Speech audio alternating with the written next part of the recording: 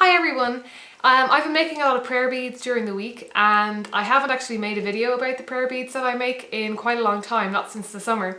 So I thought this would be a good opportunity to show you some of the new designs that I've been making and to introduce you to the prayer beads if you haven't already seen my video on them, if you're not aware that I make them. So I sell all of these prayer beads on Etsy and these have gone up. I will link them below. I will link the listing for all of these prayer beads below. I do have more supplies to make most of these and there are more on the way, so if these do sell out quickly then don't worry, there will be more available. I also made a video a while back, quite a long time ago now, about the very first set of prayer beads that I made for myself and how I use them and stuff like that, but I'll link that below. But I will also be making a video soon on a kind of updated thoughts on how I use my prayer beads and stuff like that, just to give you ideas on how you might use them. So without further ado, I'm going to start with the newest designs. Some of these beads are, some of the prayer beads are ones that I have made before that are actually already listed on, or were already listed on Etsy before now. And some of them are ones that are sort of slightly updated, they're slightly newer versions of an old design, but some of them are completely new designs. So I'll start with them. They all come in a little organza, red organza bag. So the first set that I've made, and these are brand new, are a Kali prayer bead set. I have to say I'm really tempted to keep a set of these for myself because Kali is not a deity I've actually worked with a huge amount myself, but she is a deity that I'm very, very interested in. I feel like prayer beads would be a wonderful way to start working with a deity that you haven't actually worked with before, just as one means of sort of getting to know them. If you just come up with a little mantra or prayer related to the deity that you want to say and just go through the beads every day or every time you do ritual, that has definitely solidified my relationship with the Morrigan. So these beads, they are all just about big enough to fit over my head. These ones are a little on the tighter side, so I'd say if you are a man or have a larger head, I have a fairly large head for a woman, I would say if you are a man that they mightn't fit over your head.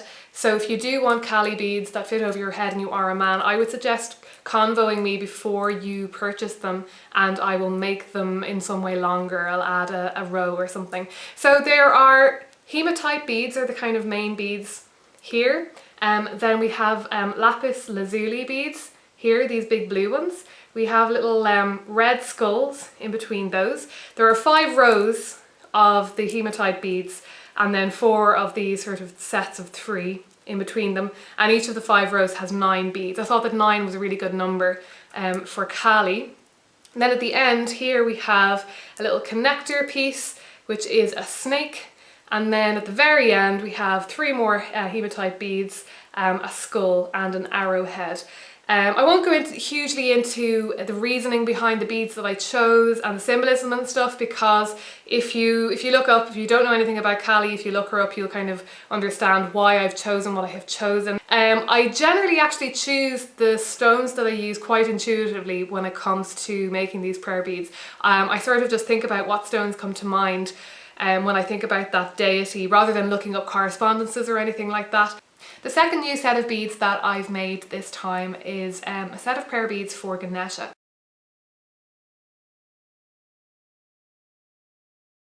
All of these beads really, actually all of these sets of prayer beads they're kind of dedicated to deities that I do work with. And to be honest, I will probably end up keeping a set of all of them at some point. But so far the only ones I work with are the Morrigan prayer beads. But Ganesha in particular has sort of really made himself known to me. I didn't really expect to end up working with Ganesha, but he just sort of appeared to me at one point, and then I kind of gradually started to incorporate him a little bit more into my altar, and he sort of just pops up for me now and then, and when I need him, kind of thing.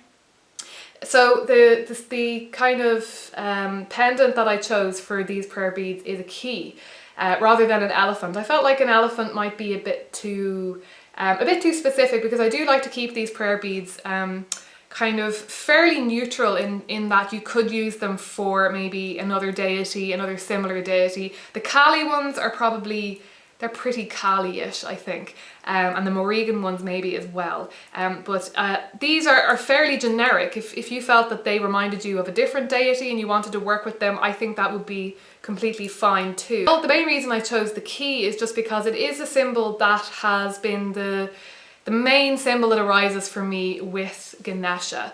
The key just has been, even more than his elephant head or any sort of associations with elephants, the key is what comes up again and again in my dealings with him. So the smaller beads on this one are green aventurine, which is a stone that I have always associated with Ganesha. That just really intuitively came to me.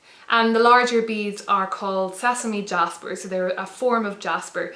Jasper in general was something that I just felt was appropriate for Ganesha, and these in particular, it really was just the colours, very similar kind of colouring.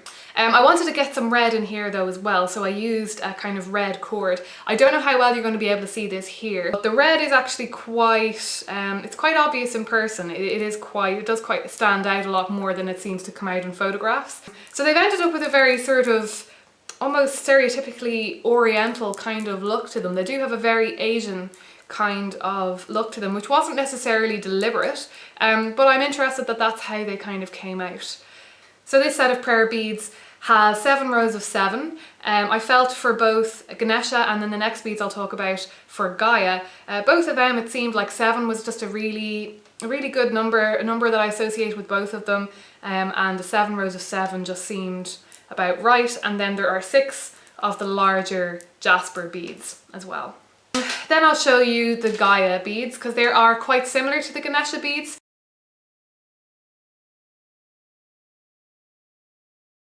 I added in 2 extra larger beads just because the larger beads on this one are slightly smaller and I thought they wouldn't be quite long enough if I didn't add in the 2 at the end. So these are green aventurine, and then these kind of larger beads are an agate. I believe they're called crazy agate. They're just a sort of yellow grey kind of colour that just sort of, I thought, went very well with the aventurine and sort of represent for me the kind of earthy aspects of Gaia. The green aventurine for me very aptly sums up her associations with both water and earth. I think of her as being quite a watery deity, and the turtle, the sea turtle, for that reason has always been a major symbol of Gaia for me. I can't remember at what point that became apparent to me, but it was very early on.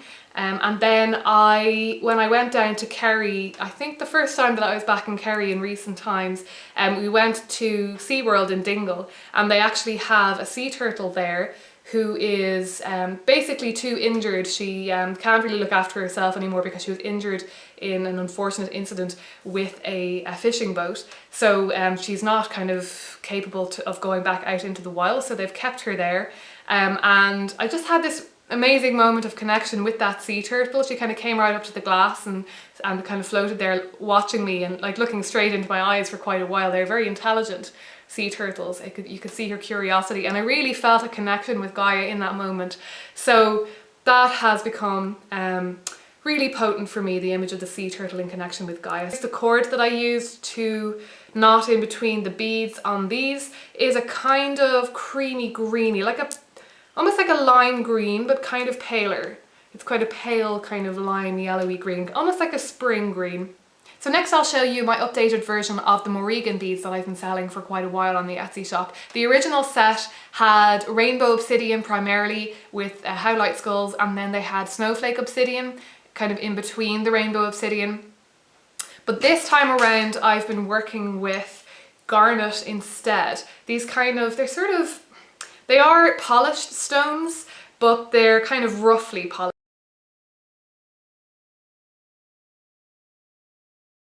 So these are closer to the kinds of to the beads that I made myself because I do have garnet. The ones that I have for myself have 3 kind of more rounded garnet stones in the middle here. But this set have 9 beads per row. They have like 9 rainbow obsidian beads per row. This is partly to make them longer, and also just because I started to feel that the 9 just worked better for the Morrigan. I'm quite happy to have a set that has 7 because I go through these beads in the mornings and I go through the chakras. And then in the kind of space in between here where there are 3 beads, I kind of go through a prayer to the Morrigan. So that's kind of up to yourself. Again, I make these to order, so if you would prefer a set with 7 beads rather than 9, I can absolutely do that for you. But I'm really pleased with this design. I'm liking it better than the snowflake obsidian. There's just a really nice energy off these. So yeah, then there are the highlight skulls, like I said, in between, a larger highlight skull at the bottom, and then there is an arrowhead or a spearhead. It's more like an arrowhead, I suppose. I actually tend to think of it as a spearhead though, because you do frequently come across images of the Morrigan holding a spear, and I'm not sure if that's kind of where I got that image, if I'd just seen so many paintings by other artists of her holding that spear, but she does appear to me regularly as well holding the spear, so I think it is just it's almost like part of her archetype when she appears, particularly in her kind of role as the Morrigan, the sovereign. She really tends to appear with holding that spear, and then a feather at the bottom for her association with the crow, because out of all the animals she is associated with, I feel most connected with the crow and the raven. So I'm really excited about these. If I ever decide I need another set of Morrigan beads, I will definitely make myself ones like these. I was playing around a bit with different designs for the Morrigan beads before I decided on that one, because that's one that I'm going to be making now for a while, I'd say. So I made a set that I don't think I'll be repeating. They're quite epic. They're quite long.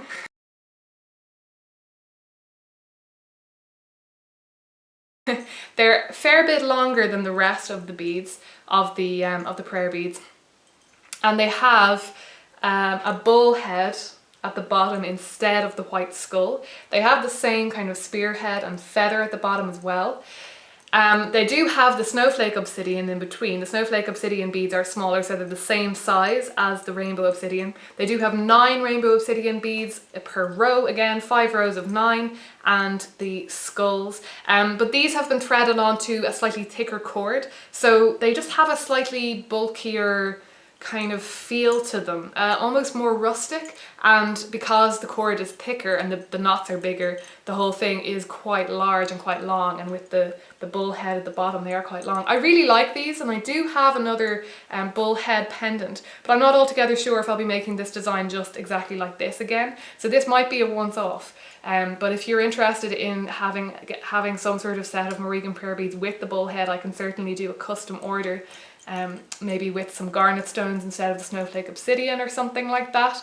The bull is hugely associated with Morrigan cows and bulls, very much associated with her aspect of kind of fertility and sovereignty and things like that. I feel like these beads have more of an overt energy of power to them, power and authority, as opposed to the other Morrigan beads that I make, which are kind of more associated with her liminal aspect and her association with death and the other world and things like this. And then lastly, I'll just show you the Cernunnos prayer beads.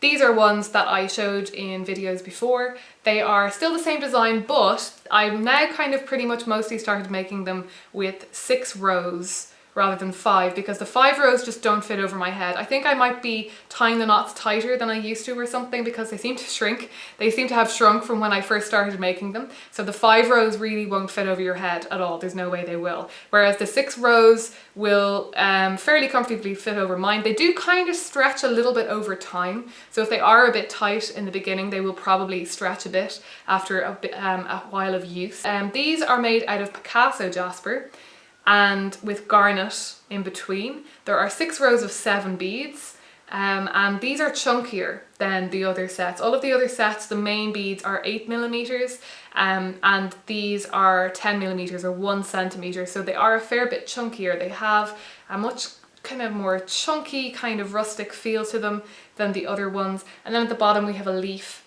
and a sun.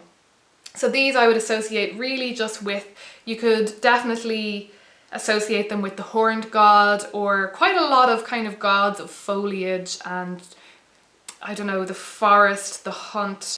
So that gives you an idea of where I'm at with the prayer beads right now, what's on offer currently on Etsy. I might be adding more designs in the weeks and months to come, especially if anybody has any suggestions. I do get people asking me every now and then if I would consider making kind of custom designs. That's definitely something I would consider. I wouldn't say that I definitely would, because of the fact that I would probably have to buy new supplies, and if it was a design that I didn't think I would repeat ever again, it would be basically impossible for me to be able to just buy the right amount of materials, if you see what I mean, without any leftovers. But if you do have a custom design that you want to suggest to me, I will certainly consider adding it to my repertoire. If you have any questions about them, or like I say, any kind of custom designs, custom lengths, stuff like that, if you have just an idea in mind, then please do let me know and I'll see if I can create them for you. I hope you enjoyed seeing all these new designs, and I hope you're as excited about them as I am. I'm really enjoying making these. It's a really interesting creative outlet and not really something that I've really done before now. I used to make jewellery, but making prayer beads is just, it's a much more satisfying occupation to feel that somebody is going to get something out of them spiritually, and to sort of also dedicate them to the deity that I am making them for in the process of making them. It feels like, often feels like a bit of an outpouring of devotion in itself, in and of itself as well, especially because I know they're going to land in the hands of somebody who is going to be using these prayer beads to pray to that deity or a similar deity. So I like that thought a lot. So yeah, I'll leave it there and I'll talk to you again soon. I hope you're all well.